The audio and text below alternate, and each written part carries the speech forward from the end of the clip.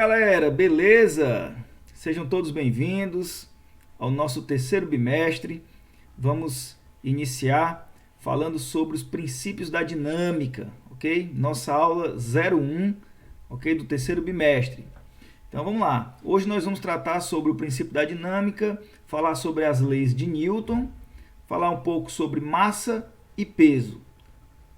Massa e peso são coisas diferentes ou é a mesma coisa? É isso que nós vamos ver na nossa aula de hoje, ok? Vamos lá. Primeiro, princípio da dinâmica. Pessoal, nós havíamos estudado no bimestre passado os conceitos da cinemática, onde a gente estudava o movimento dos corpos. A gente não se preocupava tanto com as causas que dava o movimento. Por que o corpo está em movimento? Por que ele atingiu 60 km por hora? Por que o corpo parou? A gente estudou os tipos de movimento uniforme, uniformemente variado, e em nenhum momento a gente tratou da causa que gerou esse movimento. Por que esse corpo está com 60 km por hora? A gente não tratou sobre isso. A gente calculava a distância, calculava o tempo, calculava a velocidade, mas em nenhum momento a gente tratou das consequências, as causas, na verdade, que geraram esse movimento. Nem tampouco também a gente não tratou sobre as causas que fez com que o corpo parasse, entrasse em repouso. Por que o corpo que estava em movimento ele parou? A gente não discutiu nada sobre isso, mas é exatamente nesse bimestre, nesse assunto de hoje que a gente vai tratar sobre isso. Por que o corpo parou? Por que o corpo entrou em movimento? Então, esse estudo é o estudo da dinâmica. Nós vamos tratar exatamente sobre esse segmento da mecânica que estuda as causas que deram o movimento e o repouso. Beleza? Muito bem. E para tratar sobre isso, nada mais do que falar sobre as leis de Newton. Quantas são as leis de Newton? São 3 leis, certo? Nós vamos comentar agora cada uma dessas 3 leis de Newton, tá bom? A primeira lei de Newton, ela também é conhecida como lei da inércia, O que seria a inércia? É aquela capacidade que o corpo tem de permanecer no seu estado natural. Beleza? O que é o estado natural? Professor, o que é que eu entendo por estado natural? Estado natural é o seguinte, se o corpo está em movimento, ele quer permanecer sempre em movimento. Se o corpo está em repouso, ele quer permanecer sempre em repouso. Então, por exemplo, se você deixar um objeto paradinho lá no chão, se ninguém tocar nele, ele vai permanecer lá no chão para o resto da vida. Ele vai se deteriorar naquele lugar. Certo? Então, isso é a lei da inércia. O corpo que está em repouso, ele quer permanecer em repouso. E o corpo que está em movimento, ele quer permanecer sempre em movimento. Quando é que isso acaba? Quando é que um corpo que está em movimento deixa de estar em movimento? E quando é que um corpo em repouso deixa de estar em repouso? Isso só vai acontecer, pessoal, se atuar uma força sobre esse corpo. Mas é uma força qualquer? Não, é uma força externa. Muito cuidado com isso, para vocês não caírem em pegadinhas de questão, certo? Então, deixar bem claro isso aqui, ó. O corpo só deixa de ficar em repouso ou só entra em movimento se atuar uma força externa sobre ele. Do contrário, as forças internas elas se anulam. Por exemplo, se você estiver sentado numa cadeira, você não consegue, por você mesmo, colocar força na cadeira e você ficar suspenso. É impossível. Por quê? Porque as forças internas, elas se anulam. Mas a força externa, não. As forças externas, ela atuando sobre um corpo, ela gera movimento ou ela pode gerar repouso. Beleza? Muito bem. Eu coloquei aqui 3 exemplos bem simples do nosso dia a dia para vocês verem como é que funciona a primeira lei de Newton no nosso cotidiano.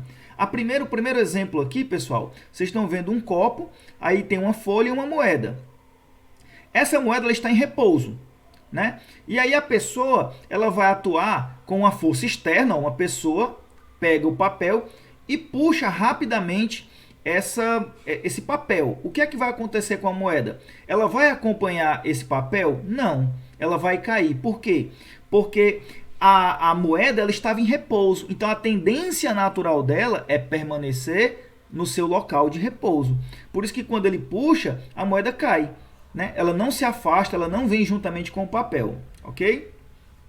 No segundo exemplo, você está vendo aí um garoto montado num cavalo, e aí aparentemente dá a ideia de que ele vinha correndo com esse cavalo, e o cavalo parou rapidamente. O que foi que aconteceu com ele? Ele saiu, né, por cima do cavalo, quase que voando, né? Por quê? Porque eles estavam em movimento, o cavalo parou rapidamente, mas o corpo do garoto queria continuar em movimento.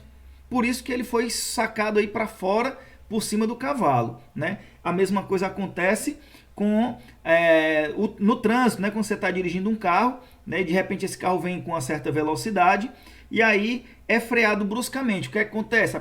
A pessoa, o motorista e os passageiros, né, vão todo mundo para frente. Por quê? Porque a tendência natural era de permanecer em movimento. E aí, quando você freia bruscamente, o corpo quer continuar em movimento. Por isso a importância do cinto de segurança, né? O cinto de segurança, ele é o agente responsável por evitar várias tragédias no trânsito, tá certo? Então, o uso do cinto de segurança é muito importante para exatamente evitar que a lei da inércia, né, a primeira lei de Newton, atue sobre você, tá bom? Bom, segunda lei de Newton, também conhecido como princípio fundamental da dinâmica, né? Na verdade, a segunda lei de Newton, ela não tem digamos, um conceito teórico, ele é praticamente uma equação, certo? Então, o que é que diz a segunda lei de Newton, também conhecido como princípio fundamental da dinâmica? Que um corpo que é submetido a uma força externa tem sua velocidade alterada, surgindo como consequência a aceleração do corpo. Nós vimos no bimestre passado que o agente responsável pela alteração, né, da velocidade, né, na verdade, a alteração da velocidade, ela tem como consequência o surgimento de uma grandeza física chamada aceleração. Por isso que quando você tem mudança de velocidade, surge a aceleração. Então, se um corpo está em repouso e atua sobre ele uma força, é porque ele mudou de velocidade, consequentemente surgiu uma aceleração. Então, a segunda lei de Newton vem para dizer o seguinte, que a força aplicada num corpo, ela é diretamente proporcional à sua aceleração, né? Então, veja que a relação da força com a aceleração é uma relação direta. Professor, o que é que significa uma relação direta? Ora, se a força aumenta, se eu aumentar a força, o que acontece com a aceleração? Ela aumenta também. Se a força diminui, a aceleração também diminui. Ou seja, existe uma relação direta de proporcionalidade. E a massa, professor, ela não muda, não? Não. A massa de um corpo, ela não muda. A massa de um corpo, ela é constante. Beleza? Então, vamos lembrar o seguinte. A segunda lei de Newton diz que o somatório das forças que atuam num corpo é calculado como sendo a massa desse corpo vezes a sua aceleração. Ok? Terceira lei de Newton, também conhecida como lei da ação e reação, né? Muita gente usa a terceira lei de Newton, né? Fazem frases, né? Para toda força de ação existe uma reação de mesma intensidade e direção, porém em sentido contrário. Vamos entender o que significa isso, tá bom? Muito bem. O que é que a terceira lei de Newton diz? Que para toda força de ação existe uma reação.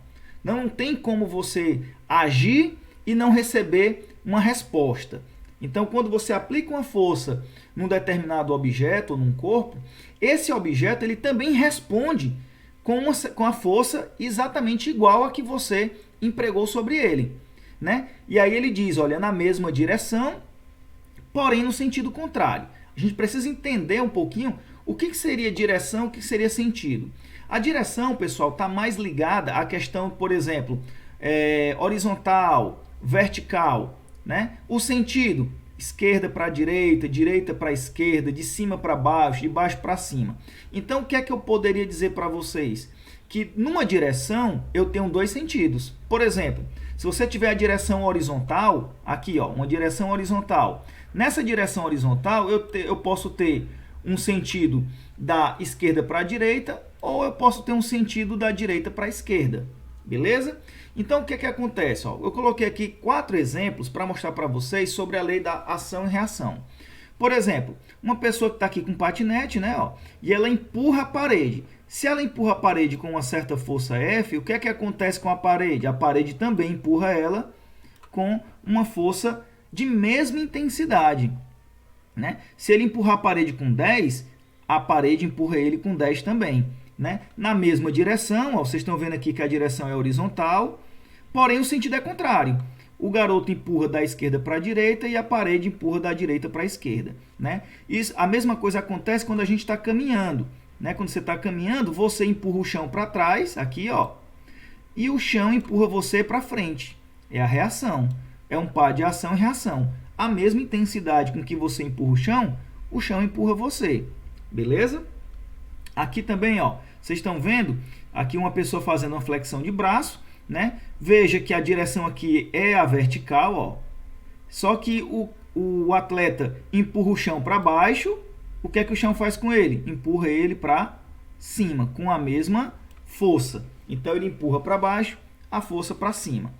Da mesma forma, acontece aqui, ó, com um balão cheio de ar, né? Esse balão, quando ele libera o ar que tem dentro dele, ele joga o ar para baixo e a reação é levar ele para cima. Ok? O que acontece com o foguete também. Tá certo?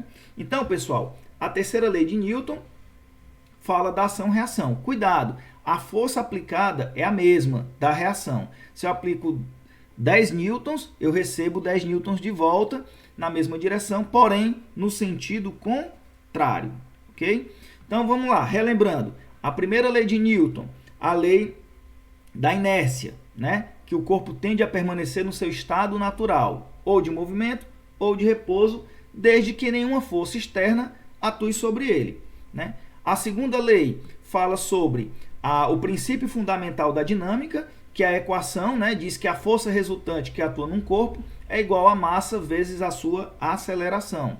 E a terceira lei de Newton, que é a lei da ação e reação. Para toda força de ação, existe uma reação de mesma intensidade, mesma direção, porém no sentido contrário. Ok? Bom, falando um pouquinho aqui de massa e peso, mais à frente a gente vai falar mais sobre isso, mas o que é que eu poderia adiantar para vocês? O que seria massa, né? Eu até coloquei entre parênteses aqui, ó, o Mzinho para representar a massa, né? A letra que representa a massa, um M minúsculo. Bom, o que seria massa? A massa, gente, a gente pode definir de uma forma bem simples como sendo a quantidade de matéria que um corpo possui. É quanto de matéria que ele tem, a gente define isso como sendo a massa de um corpo. Então, quanto maior a quantidade de matéria, maior vai ser a sua inércia. Ou seja, o que seria a inércia? Seria a sua relação com a quantidade de movimento dele. Quanto mais matéria, maior a dificuldade de mover esse corpo, né? Maior a dificuldade de se obter uma aceleração. Então, quanto maior a quantidade de matéria, maior é a sua inércia, consequentemente, a sua aceleração ela é baixa, tá certo? Bom, a unidade de massa, pessoal, no sistema internacional é o quilograma, tá certo? Bom, peso, representado pela letra P. O peso, pessoal, é uma força, certo?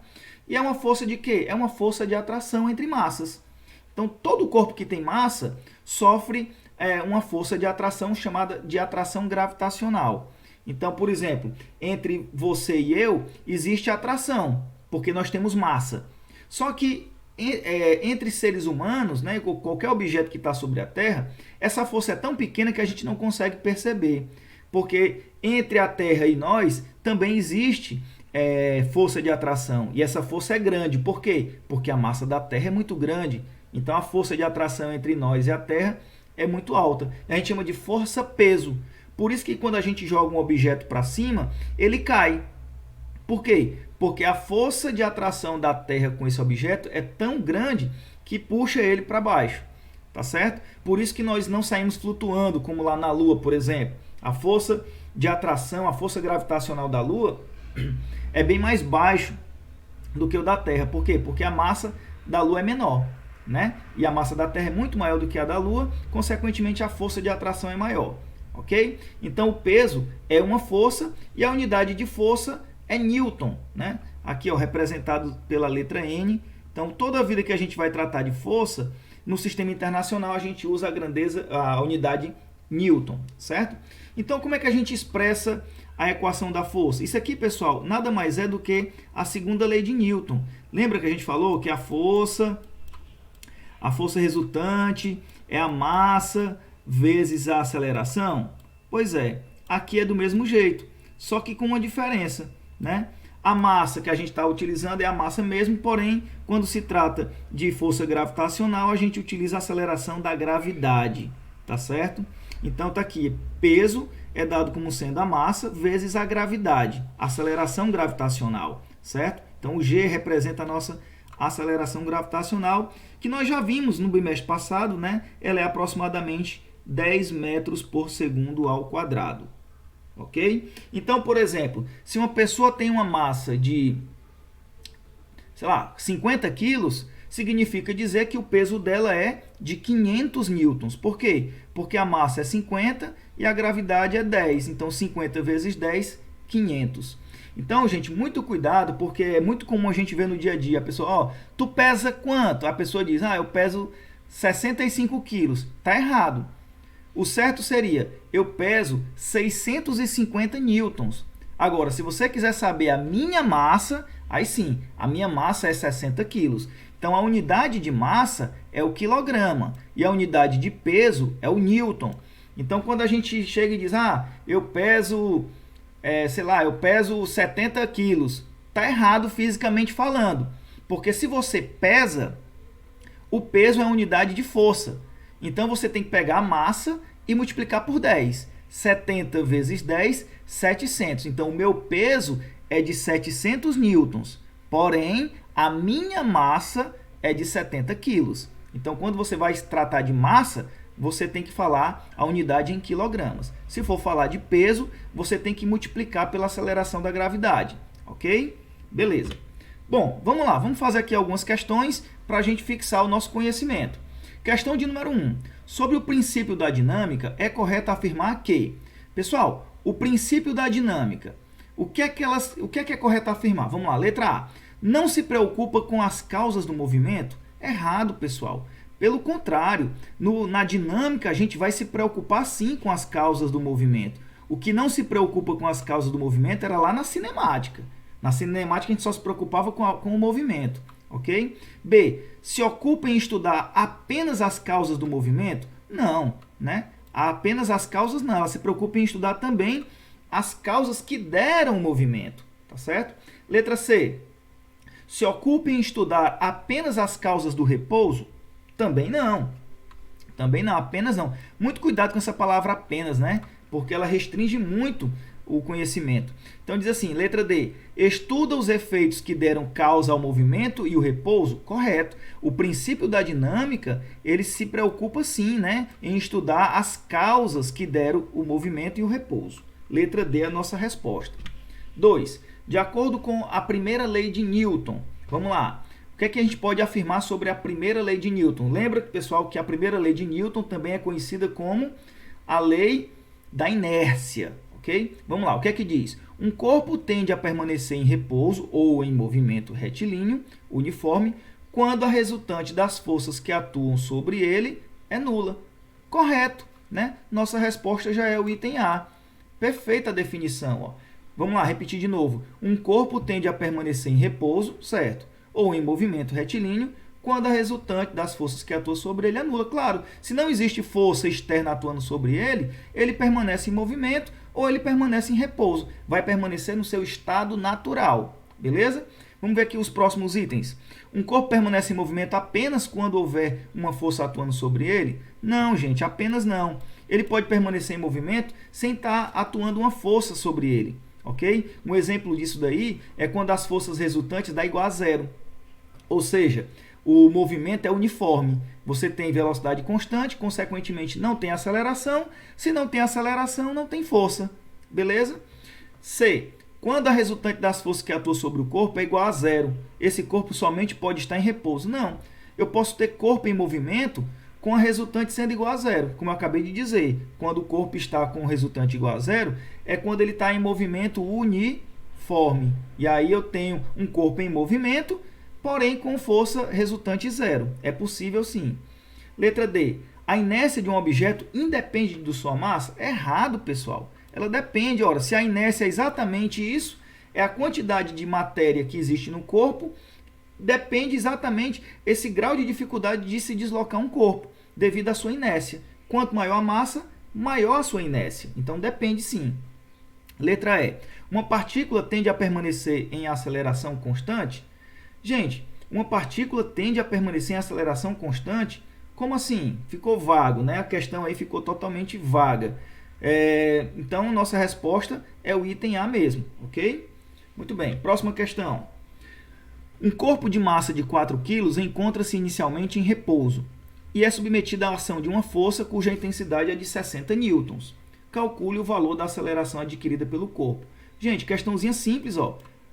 É só aplicar a segunda lei de Newton, né? Diz que a força resultante é igual a massa vezes a sua aceleração. Então, olha só. Se a força ele deu na questão, ó, 60 newtons. Newtons é a unidade de força. 60 newtons, beleza? É igual. A massa do corpo foi de quanto? Ó, 4 quilos. 4 quilos. Vezes a sua aceleração. Então, qual deve ser o valor da aceleração? Né? Que quando eu multiplicar por 4 dá igual a 60. Então, eu tenho a aceleração igual. Ó, presta atenção, gente. Eu vou pegar esse 4 que está multiplicando A e passar para o outro lado. Se ele está multiplicando, vai para o outro lado como? Dividindo. Então, fica 60 dividido por 4, né? Vai dar igual a quanto, pessoal? 15, né? Então, a nossa resposta, 15 metros por segundo ao quadrado, que a gente está calculando a aceleração. Então, letra C é a nossa resposta. Próxima. As alternativas a seguir descrevem situações cotidianas que são explicadas de acordo com as leis de Newton. Marque a alternativa que possui a explicação errada. Ele quer o item errado. Beleza? Letra A. O cinto de segurança impede a tendência natural de nosso corpo de continuar o movimento, caso o carro seja freado inesperadamente. Essa tendência ao movimento é chamada de inércia. Perfeito. Aqui está correto, né? B. Quanto mais massivo for o objeto, mais ele resistirá ao movimento. Correto. Quanto mais massa ele tem, maior é a inércia dele, maior é a dificuldade dele se locomover, né? Correto, letra B. Terceira. A terceira lei de Newton não se aplica a lançamento de foguetes.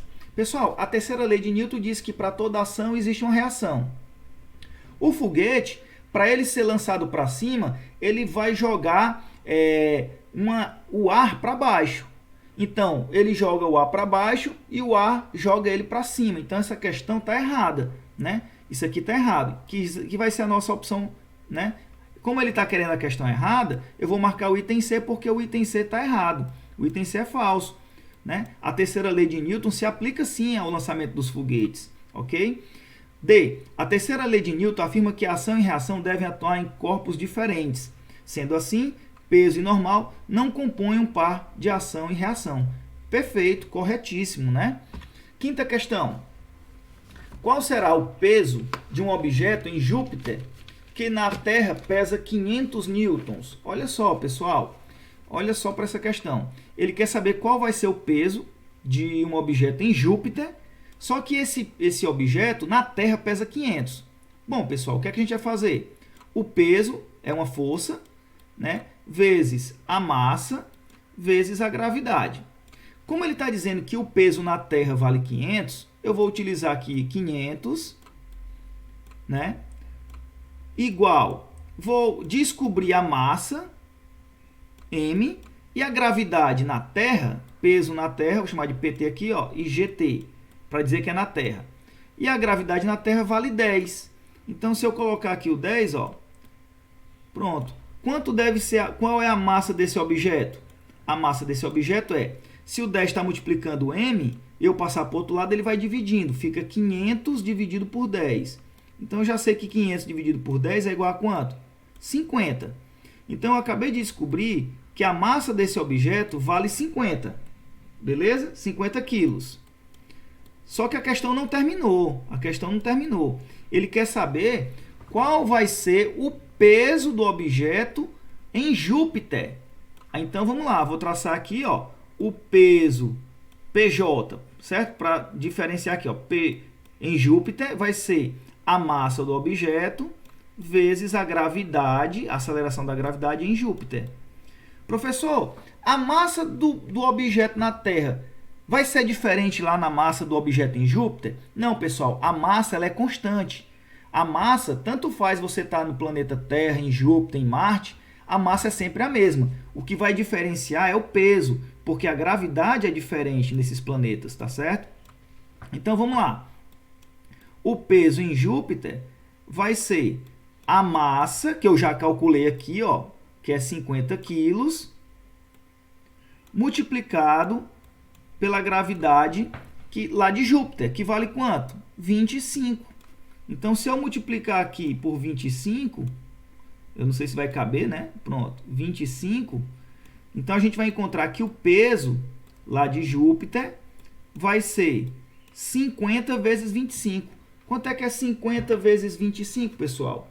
Olha só, 25 vezes 5 vai dar 25, 10, 11, 12, com 0. 1.250, né? 1.250 newtons, porque eu estou calculando a força-peso. Então, a nossa resposta é o item D de dado, beleza? Pessoal, um forte abraço e até o nosso encontro online, beleza? Para tirar as dúvidas e qualquer pendência que ficou na nossa aula de hoje, tá certo? Um abraço, tchau, tchau.